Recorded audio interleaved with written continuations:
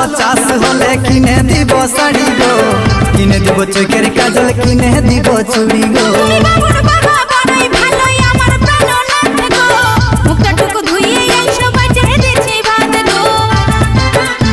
এই বছর ভালো চাষ হলে কিনে দিব শাড়ি গো, কিনে দিব চোখের কাজল, কিনে দিব চুড়ি গো।